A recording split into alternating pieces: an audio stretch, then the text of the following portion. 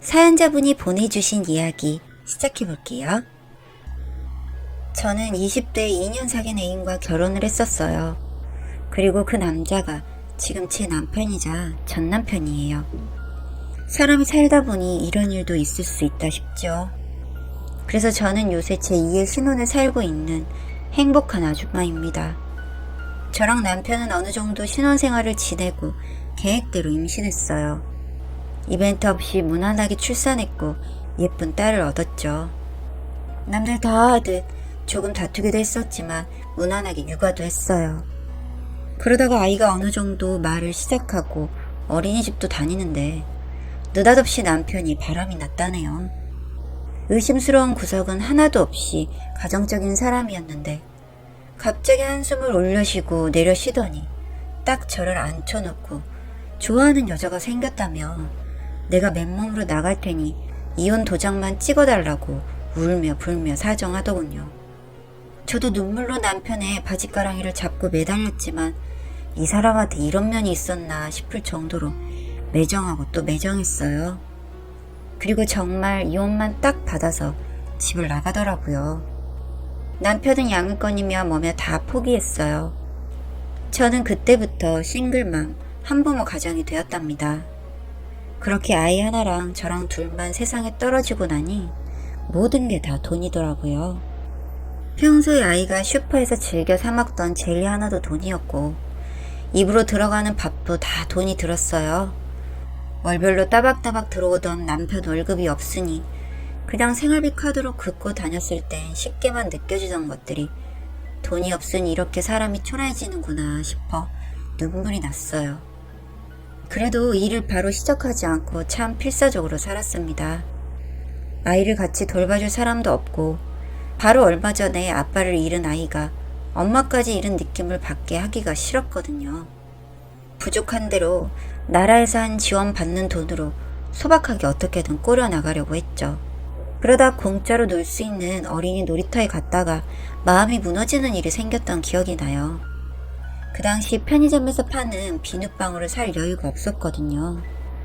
한참을 계산대 앞에서 고민하다 젤리나 하나 사줬더니 밖에서 남이 부는 비눗방울을 저희 아이가 팔짝팔짝 뛰며 따라다니더라고요. 남이 불어넣은 비눗방울을 쫓아다니며 터뜨리고 있으니 비눗방울 주인인 아이 입장에서는 네, 싫을 수 있겠죠. 또 아이들 마음은 내 것 나뉘어 있고 같이 노는 게 싫을 수 있잖아요. 결국 비눗방울 주인인 아이가 우리 딸을 대차게 떠밀었고 야! 저는 대상이 누군지도 모를 소리를 빽 질렀어요. 사실 화보다 눈물이 먼저 나오더라고요. 그 순간 전 남편이 너무 원망스럽고 이가 갈렸죠. 내가 뼈가 부서지더라도 내 딸은 하고 싶은 걸 다 하고 살게 하겠다는 생각이 들었어요. 이 새끼 보란듯이 둘이서 잘 살아야겠다고 생각하고요. 정말 그 후는 닥치는 대로 일만 하고 살았네요. 애가 있으니 어쩌나요? 같이 있을 수 있으려면 자영업인데 가게 얻을 돈이 없었거든요. 그래서 길바닥 붕어빵 장사부터 시작했어요. 그나마 여유있던 시절에 저는 동네에 붕어빵 리어카 있으면 그게 참 좋았었는데 사람들은 그게 아니더라고요. 붕어빵집만 옮겨놓으면 신고가 들어가고 옮기면 또 신고가 들어가고 그러다가 좋은 집주인 만나서 주택 담벼락 밑에서 장사를 했어요. 붕어빵이 제법 쏠쏠하더라고요. 손에 잡히는 일은 뭐든지 한 것 같아요. 돈도 참 열심히 벌었답니다. 그렇게 첫 번째로 시작한 장사가 생각보다 잘 되었고 그 돈을 자금으로 벌여놓은 장사도 저희 모녀 먹고 살 돈은 만들어줬어요.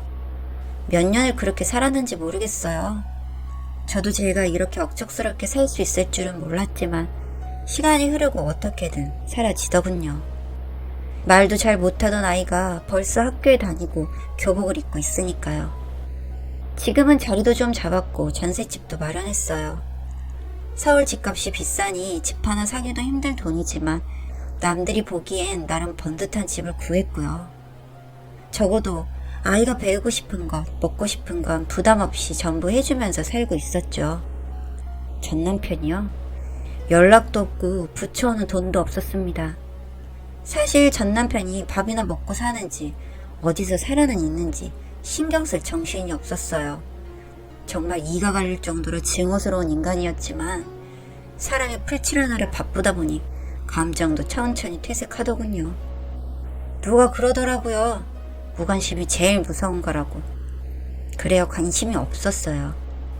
그러던 어느 날 모르는 번호로 전화가 왔습니다. 평소에 모르는 번호 전화 잘 안 받는데 그날따라 그 전화가 받고 싶더라고요. 전화를 받으니 잠시 침묵이 흐르다가 목소리가 흘러나오더군요. 나야.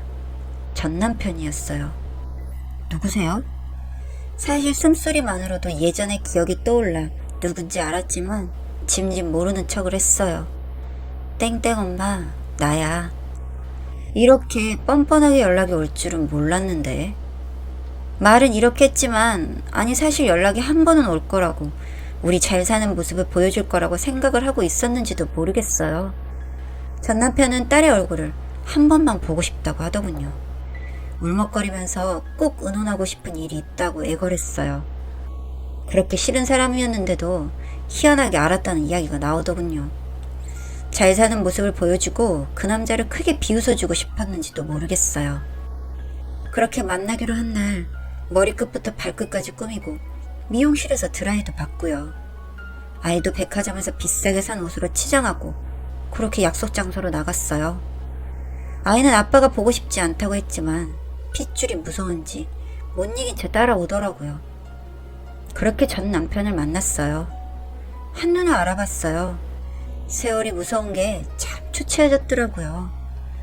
오랜만에 딸을 만난다고 차려입긴 했는지 나름 말쑥한 정장을 입었지만 제가 한눈에 알아본 이유가 있었죠. 그 오랜 시간 전에 샀던 옷을 그대로 입고 있더라고요. 가까이서 보니 소매랑 무릎이랑 다 번들하니 달아있고 이 사람이 대체 그동안 어디서 뭘 빌어먹고 살았나 싶을 정도로 안쓰러운 모습이 없지 않아 있었어요. 인사를 할 필요도 없었고요. 전 남편은 정신없이 저와 딸을 쳐다보고 있더군요. 이상할 정도로요. 딸은 어색하게 아빠를 쳐다보고 있었고요. 사실 그렇잖아요. 무슨 기억이 있겠어요. 엄마 아빠를 나이에 떠난 매정한 아비인걸요. 그래서 마음을 다잡고 이렇게 쳐다만 보다간 얼굴만 뚫어지겠다는 생각이 들어 톡톡 테이블을 두드렸죠. 그랬더니 그제야 이야기를 꺼내네요.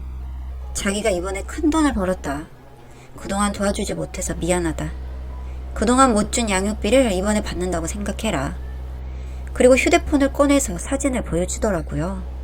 제가 언감생심 바라지도 못했던 동네 아파트 사진이었어요.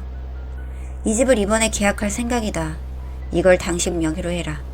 그 다음에는 잊고 살아도 상관없다. 내가 정말 마음이 무거웠다. 주저주저 늘어놓는데 그렇게 보고 싶었다던 딸 눈을 똑바로 바라보지도 못하고 마음이 영 그렇더라고요. 그래도 표정이랑 사람의 본심이란 건 다르잖아요. 전 남편이랑 그렇게 알콩달콩 살았다 생각했는데 그렇게 딴 년이랑 바람이 나서 못 살겠다 하며 집을 나갔고 결국 이혼 도장까지 찍었는걸요. 그리고 제가 그동안 거친 세상에 구르며 살다 보니 늘어난 건 눈치랑 의심밖에 없어서요. 무슨 사기가 아닌가 싶어 영 믿질 못하겠더라고요. 뭐 원래 받아야 하는 양육비고 하니 변호사 끼고 상담을 받았고요. 이래저래 그 아파트를 제 명의로 계약했어요. 무사히 이사도 했고 이게 꼭 꿈 같았죠. 저도 경제적으로 자립했고 내 능력이 부족해 못 들어가던 아파트도 생겼어요. 저는 그걸 빌미로 이 사람이 양육권이라도 주장하려나 했더니 그런 게 법적으로 힘들다고도 하고요. 일단 이 사람 자체가 계약 후에는 연락이 끊기더군요. 정말 무슨 일인가 싶었죠. 그러나 참 미안해요. 사람이 한번 보니까 무슨 일이 있는 건 아닌가 걱정이 되더라고요. 사실 그렇잖아요. 사람이 죽은병 걸려서 인생 돌아보는 게 아니면 이렇게 전 와이프랑 버리고 떠난 지 새끼를 찾을 일이 뭐가 있겠어요. 제가 또 궁금한 거 못 참거든요. 네, 사실 약간 미련이 있었을지도 모르겠고요. 그래서 사람을 써서 전 남편 조사를 좀 했어요. 그리고 그 남자가 있다는 주소를 딱 손에 받아 지었는데 주소가 좀 이상하더라고요. 아직 젊은 사람이 이런 산골짜기에 처박힐 이유가 있나 싶더라고요. 그래서 무작정 차를 끌고 찾아갔어요. 무슨 요양원이더라고요. 이건 아니다. 이 인간 뭐가 잘못됐구나. 갑자기 손발이 떨리고 눈물이 솟을 것 같더군요. 그래서 무작정 들어가 내가 이 사람 전 마누라다. 문제가 있어 이혼 도장을 찍었는데 사람을 찾고 있었다 하니 사람이 하나 나오더군요. 뭐라고 말을 했는지도 모르겠어요. 그 사람이 절 데리고 남편이 있는 곳으로 안내하더군요. 문을 여니까 이 인간이 저를 딱 보는데 그 얼마 전에 저랑 딸을 보던 그 눈이 아니더라고요. 알고 보니까 남편은 병에 걸렸었고 그 병이라는 게 시력을 점점 잃게 하는 나쁜 놈이었던 거예요. 치료비도 어마어마해서 차마 이 사람이 어린 딸이랑 마누라한테 그 짐을 지을 수가 없었던 거죠. 집을 나가서 딱 죽을 생각이었는데 안 보이게 될 눈이라도 우리 둘이 밟혀서 죽지 못했던 거예요. 그래서 외국을 가든 배를 타든 정말 몸을 쓸 수 있는 모든 일을 해서 돈을 모으고 어쩌다 보니 그게 잘 풀렸던 거라네요. 떠듬 이야기를 하는데 눈물이 자꾸 나서 남편을 쳐다보질 못하겠더군요. 저랑 참 비슷하게 살았더라고요. 그럼 얼마 전에는 왜 이야기를 안 했느냐고 했더니 원래는 볼 생각도 없었대요. 그냥 이러다 죽으면 그만이겠거니 했대요. 그런데 그때는 형체가 흐릿하게 움직이는 수준까지는 눈이 보여서 어떻게든 한 번만 눈에 가족을 담고 싶단 욕심이 들더라네요. 그러다가 할 일 다 마치고는 생활하던 요양원에 들어와 이렇게 궁상맞게 살고 있었던 거고요. 그래서 그냥 남편 바로 퇴원제차 밟았어요. 집도 있겠다, 딸도 있겠다, 능력 있는 마누라도 있겠다. 네가 여기서 있을 이유가 뭐가 있냐고 큰 소리를 땅땅 쳤죠. 어차피 안 보이는 채로도 네가 잘 벌어서 집을 사지 않았느냐고. 그럼 이제 그 집에서 가족이랑 한번 살아보자고. 그렇게 지금 우리 가족은 제2의 신혼, 제2의 행복한 가정을 꾸려서 살고 있습니다. 아이는 처음엔 제 아빠를 어색해하더니 그렇게 아빠에게 살갑게 굴고 사랑을 표시하네요. 저도 마찬가지로 그동안 그렇게 원망하고 미워했던 게 남편을 아직도 사랑해서였다는 걸 알았답니다. 사랑의 형태가 여럿이지만 참 이 사람은 헌신적인 우리 집의 가장이에요. 긴 시간 동안 이렇게 기가 막힌 오해를 하고 살았으니 사연자분이 보내주신 이야기 시작해볼게요. 아들놈과 인연을 끊었습니다. 맨날 남의 사연 듣다가 저도 한번 써보게 되네요. 이런 일이 저한테 일어날 거라고는 생각하지 못했습니다. 저 혼자 아들 하나 있는 거 정말 열심히 키웠습니다. 애 아빠는 아주 젊은 시절 이미 바람나서 딴 여자랑 살고 있고 지금은 어떻게 사는지 소식도 모릅니다. 그래도 지 자식이라 궁금해할 줄 알았는데 그런 것도 없는 매몰찬 사람이었죠. 정말 혼자 아등바등 열심히 키워서 사회인 만들어 놓았을 때 뿌듯했습니다. 그렇게 열심히 직장 다니더니 결혼한다고 섹시한 아를 데리고 왔는데 너무나 순해 보이고 착해 보이는 아이였습니다. 조금 이른 나이이긴 했지만 빨리 자리 잡는 것도 나쁘지 않다 생각하여 조금 무리해서 결혼을 시켰고 저는 혼자가 되었지만 괜찮았습니다. 워낙 착하고 어린아이라 남편한테도 잘하고 저에게도 정말 살갑게 잘했습니다.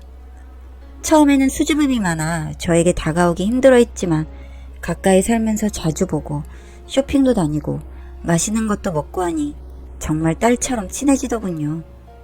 그렇게 잘 지낸다고 생각했는데 아들놈이 바람을 폈습니다. 처음에는 정말 뺨도 때려보고 정신 차리라고 설교도 해보고 정말 안 해본 짓이 없습니다.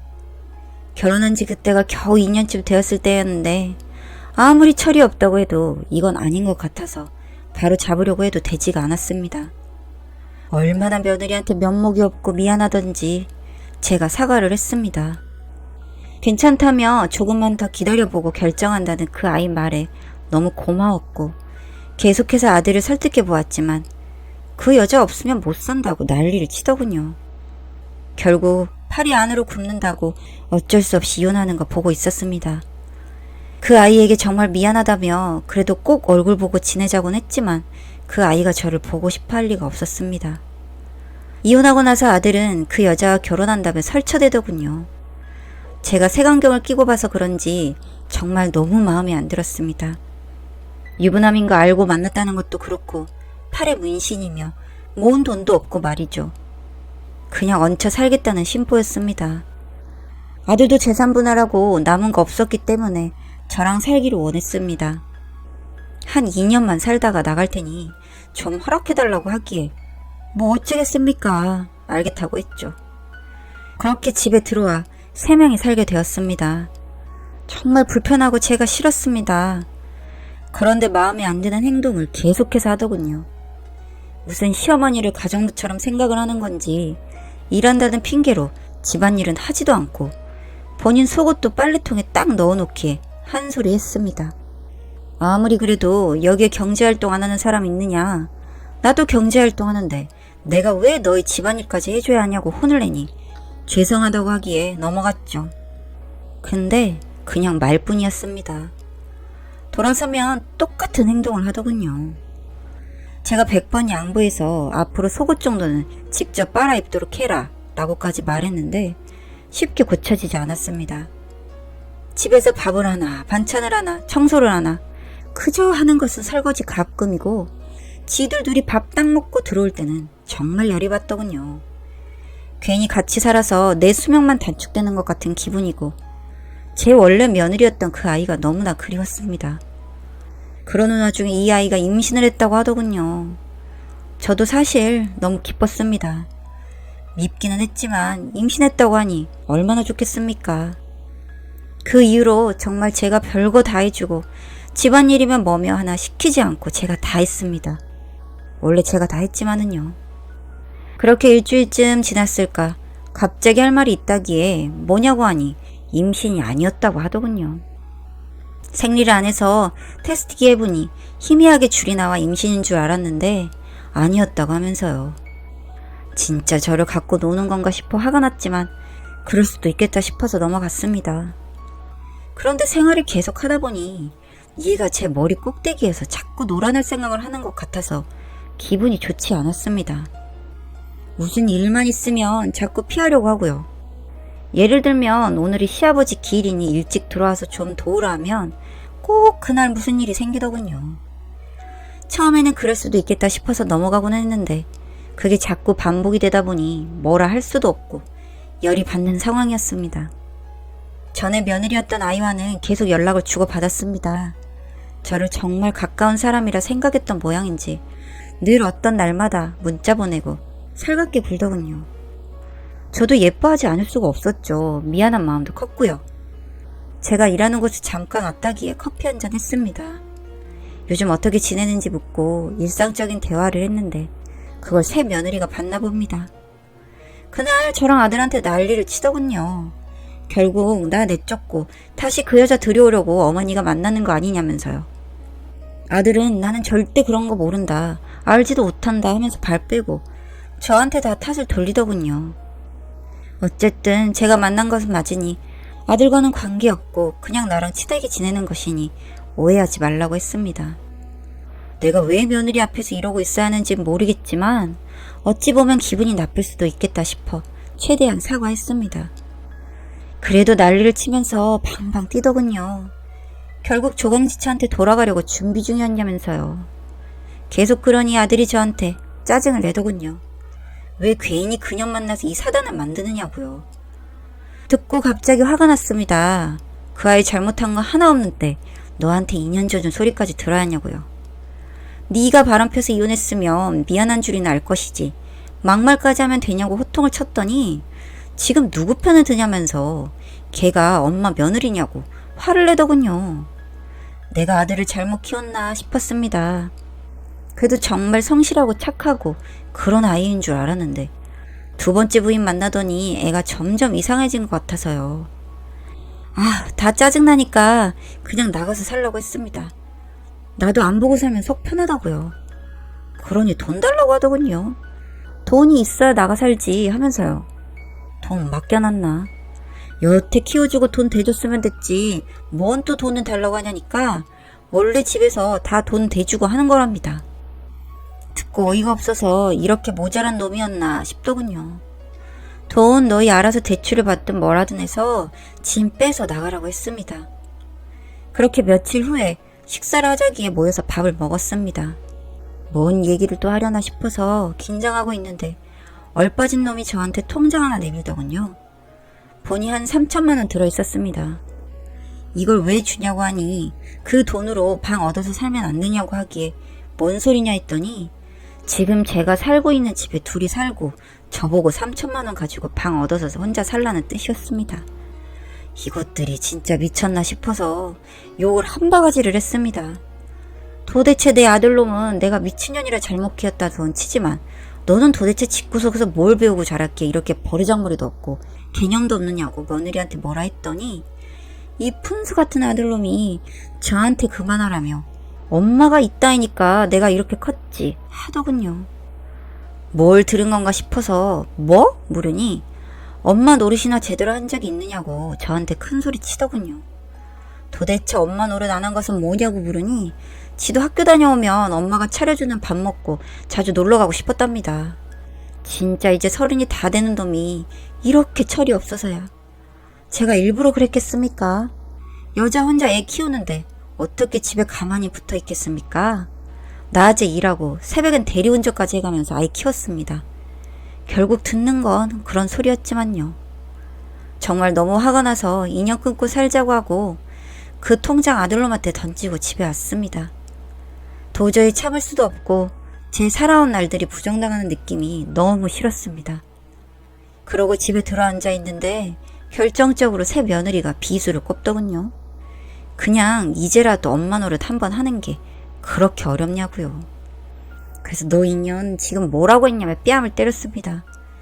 그랬더니 아들이 절 밀치더군요. 저는 엉덩방아를 찧었습니다. 애를 왜 때리냐며 난리치기에 방에 들어가 서러움이 많이 울었습니다. 며칠 후에 짐 빼서 나가더군요. 간다는 연락도 없었습니다. 그래, 그냥 인연 끌고 살자 싶어서 저도 연락 안 했고요. 그렇게 몇 개월이 지났는데 아들놈 전화와서 볼 수 있냐고 하기에 너랑 할 이야기 없다 했습니다. 그랬더니 문자 왔더군요. 가난 때문에 결국 이혼했다고요. 집도 변변치 않고 가진 것도 없으니 못 견디고 여자가 이혼하자고 했다 하더군요. 결국 속셈 나온 것이었죠. 뭐 어떻게 엄마도 좀 좋은 집 살고 남자 직장도 괜찮은 것 같아서 꼬드겼는데 알고 보니 집불도 없고 엄마는 아들한테 돈 줄 생각도 없어 보이니 그냥 포기하고 간 것이겠죠. 아들놈 그것도 모르고 겉모습에 미쳐서 헤헤 거리고요. 그러면서 지 전 와이프 땡땡이 잘 있냐고 묻기에 네가 왜 궁금해하냐고 물으니 지 번호 차단했는지 연락도 안 된다고 하더군요. 그래서 그냥 좀 놔두라고 했습니다. 그 착한 아이 건들지 말고 알아서 잘 살으라고요. 나도 이제 아들 하나 없는 셈 치고 살 테니 알아서 살아라 하고 전화 끊었습니다. 속이 시원하더군요. 솔직히 아들 때문에 제 힘든 날 다 버티면서 살았던 것 맞습니다. 그래서 그런지 보상 심리라는 것도 생기더군요. 근데 이번 일 통해서 그런 보상 심리라는 마음이 없어지니 그냥 마음이 편해졌습니다. 어찌 살든 지 인생이다 싶어서요. 가끔 집에 찾아오긴 하는데 저는 그냥 남처럼 대합니다. 찾아오는 것까지 말릴 수 없어서요. 그냥 그래 하고 유령 취급하다 보면 지 혼자 뿔나서 시부렁거리다가 집에 가곤 합니다. 이사까지 해야겠습니다. 아예 못 찾도록요. 여자에 미쳐서 지 인생 허비하고 좋은 여자 놓치고 참 제 아들이지만 너무나 한심하고 인간 말종 같은 놈입니다. 또 저러다 이쁜 여자 하나 보면 미쳐서 해야 되겠죠. 뭐 안 봐도 뻔합니다. 피는 못 속여요. 자식이 없는 게 얼마나 다행이지. 제 속풀이 한번 해봤습니다. 좀 시원하긴 하네요. 읽어주셔서 감사합니다.